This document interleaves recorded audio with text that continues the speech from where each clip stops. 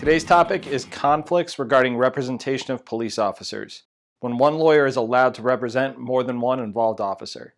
I'm Steve Serbalik, and I'm a panel attorney with AZCOPS in Arizona. Many incidents that result in an investigation of police conduct have more than one involved officer. So today, I'll cover when a single lawyer is allowed to represent multiple officer clients, the types of conflicts that might exist, and how AZCOPS handles multiple officer incidents. Please note that this is a general topic overview, and ethical rules can be complicated. So if you have questions about a specific incident, ask for help. So first, let's talk about the general concept of what makes a conflict of interest. Generally speaking, a conflict for the purposes of representation exists when one or more of the involved officers is aware of misconduct by another officer.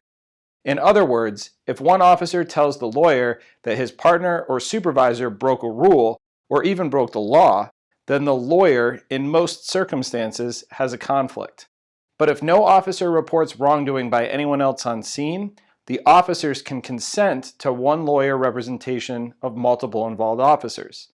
Next, let's talk about the types of conflicts that can exist. There are some circumstances that are borderline, where it's not obvious that a direct conflict exists.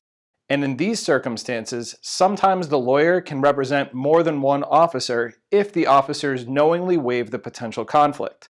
If the conflict worsens, generally speaking, the lawyer would need to recuse him or herself from representing one or more parties. And in no instance can the lawyer use what he or she learned in confidence against any other person that the lawyer represents. So now let's talk about how AZCOPS handles conflicts. AZCOPS has a panel of attorneys as part of its legal plan, and in most cases, the legal plan coordinator assigns cases to authorized attorneys. If a conflict exists or develops, the attorney assigned will notify the legal plan coordinator and another lawyer will be assigned. So whether or not a conflict exists, we have you covered. If you found this video helpful, please hit the like button and subscribe for more law enforcement lessons. I'm Steve Serbalik. Thanks for watching, and stay safe out there.